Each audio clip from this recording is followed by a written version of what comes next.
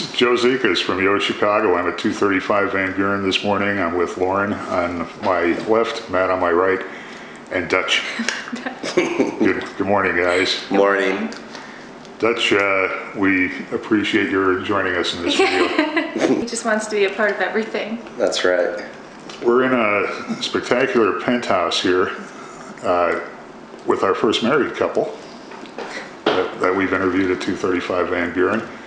And it's really a ta-dum kind of experience when you walk in here and see the views. Yep, absolutely. Yeah, we are very fortunate. We bought pre-construction, so we weren't sure exactly what we were going to get. And, you know, all the way from the west to the southeast, it's just spectacular views. How long have you lived here now? Almost 6 months. So we moved in at the end of July. And where did you move from? Well, she was finishing up school. So I was in Evanston and then came down here. And then I actually lived in another CMK development up at 630 North Franklin. Did you own or rent there? Owned. Owned? Yep. So you bought twice from CMK? Yeah, you know, one of the reasons why we bought here is because I really enjoyed the unit that I had at 630 and was just looking for something a little bit bigger, something that, you know, we could have a family live in. So just made plans in part of the pre-construction phase to work with them to develop this unit. So you have a 3-bedroom? 3-bedroom, yeah. And you configured the 3rd bedroom as a bedroom? Yeah, you know, no, we actually configured it as a media room.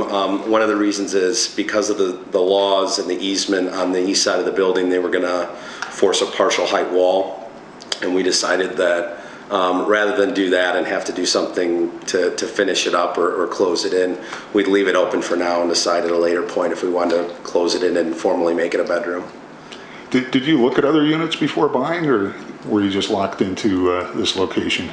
Other units in the building or other units in general? In general. In general, no. I knew that I wanted something that was like what I had at 630. So when the sales agents got in touch and said, hey, we're starting a new project, I just kind of went for it. We really like their construction style, like the open concrete. It's a very modern feel, and we like that style, so we kind of knew. Yeah, I think they call it the European loft style, and I like the exposed concrete and the high ceilings and the big windows. It just creates just an open feeling and atmosphere. Yeah. So actually some of the things that people have expressed as negatives, the open concrete, to you were a positive.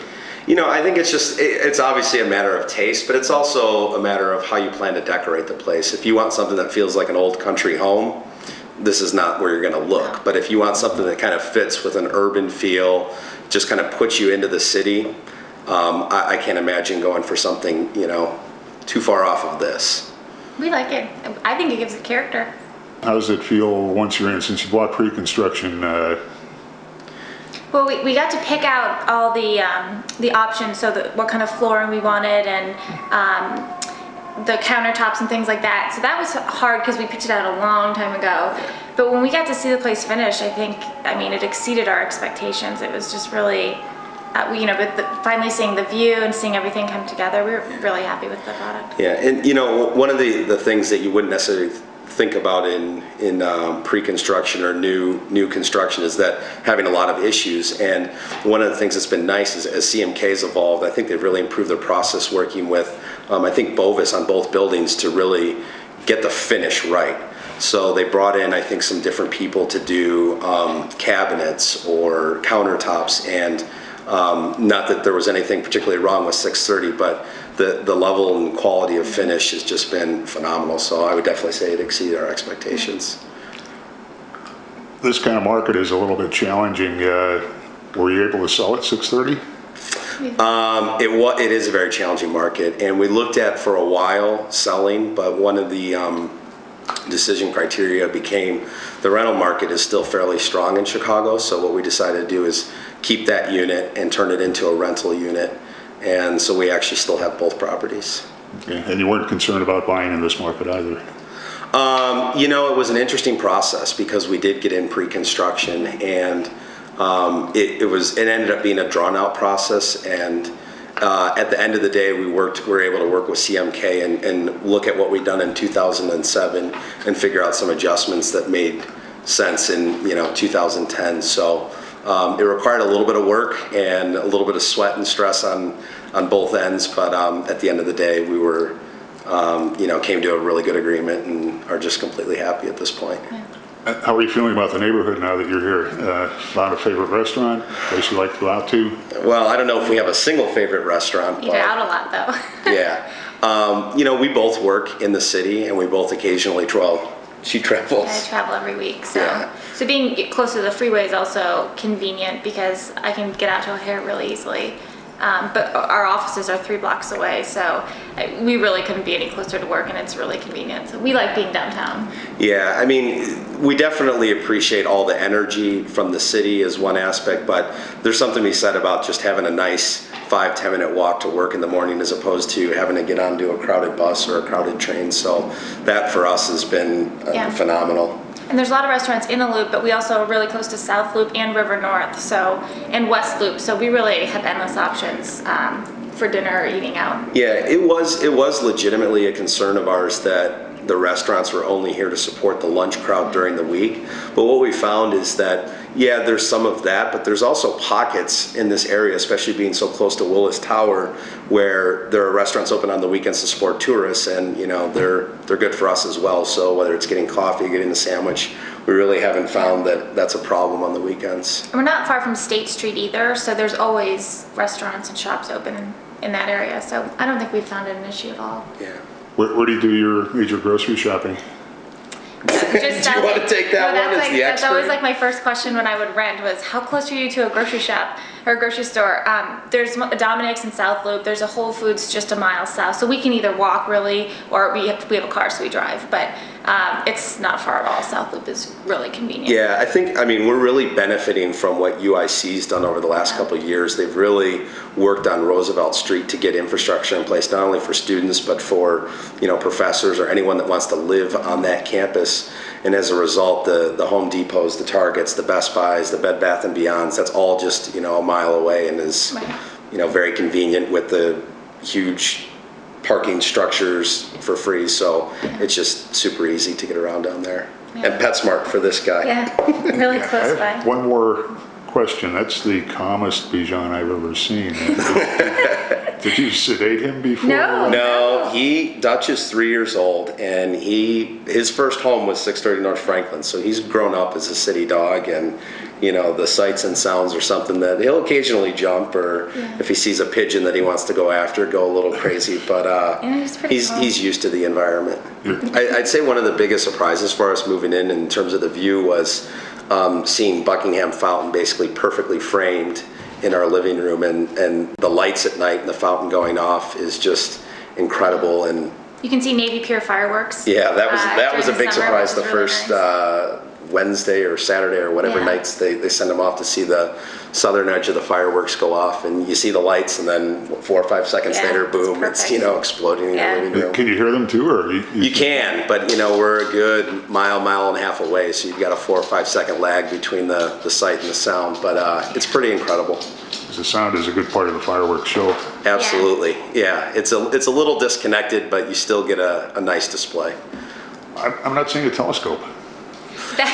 We're not there yet, and I'll tell you, one of the interesting things is CMK, through our sales agent, they pointed us in the right direction for the window shades, and we got those in, and one of the things they explained is, whatever you can see out, people can see in, so that's one of the first things that we did when we moved in, is get the window shades, but we haven't gotten far enough along to start spying on the other buildings around us, but I imagine that's somewhere in our future here. There's just too much. Very few people can see in from we're on the 45th floor here. Yeah. But they're far enough away. I mean, we don't. Well, one of the most surprising ones is at the top of 440 South LaSalle, you have Everest, the restaurant. And so we're almost at eye level with people dining on the weekends and evenings. You can see the tables. We can wave to people enjoying a glass of wine there, but it's just the views have been incredible. And it's like any city environment, you have to expect change. One of the things we're facing now is a crane directly to the east, which has caused a little bit of a panic moment, but Roosevelt is building what they're calling their vertical campus,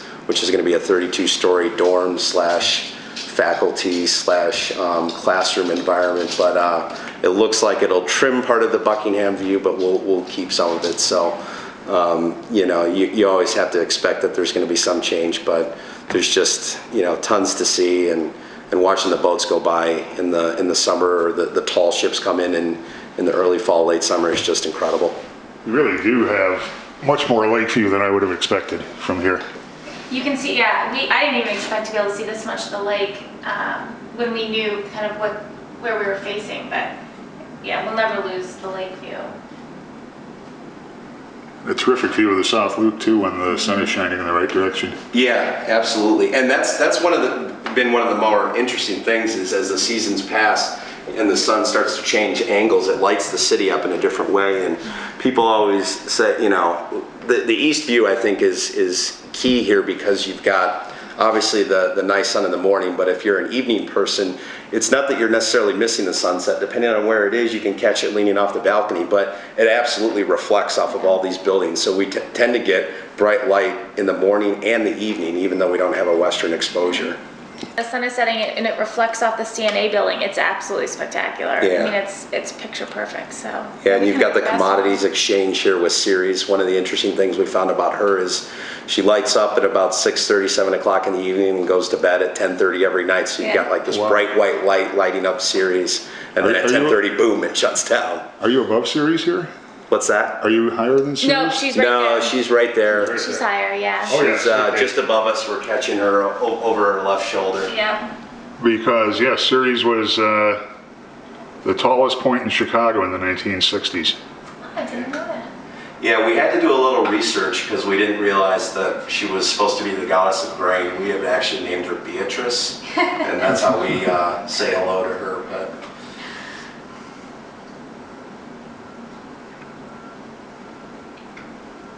You get really good views as everyone lights up for the different holidays, like Breast Cancer Awareness Month or holidays. It's fun. You get all the tall ones light up all the different colors. The CNA too, they'll do different designs in their windows with the lights. yeah, we'll catch them spelling things Yeah. or doing pictures in their windows every once in a while. Yeah. And you know, while we're close to the L, you don't really hear it either, which is kind of nice because we at the 6:30 we definitely heard the L. We were right by the L, and I think it's the height here, but we don't really hear it at all, which is nice. But we have the convenience of being right there too. So. Yeah. The L has probably gone by 5 times since we've been sitting here. And Oh Yeah. yeah. Yeah, you know, as the seasons change, you notice it a little more or less. Obviously, in the crisp air, that corner it catches on Van Buren, you can hear the creaking, but it's hear it. you know, for anyone that's in an urban environment, it'll practically be silent because that noise just fades to the background. Well, we have a lot of friends come into Midway too, so they just take the orange line and it drops them off a block from our condo, which is really nice. it is fabulous. Yeah. Yeah, I don't know if I imagine that's part of the research that CMK does. I mean, I'd say they have kind of Starbucks quality of location finding because 6:30 here, you know, you're not sitting on top of the highway, so you're not getting the traffic noise, but you have immediate access. And so that was, you know, not necessarily a complaint, but one of the challenges living up in Lincoln Park or the areas north of the city is you not only have the commute into work, but to get out if you had family in the suburbs or you needed to get out to a mall somewhere, it was 15, 20 minutes just to get to the highway, whereas here, we're on it. So as long as we check the traffic report, we're good to go.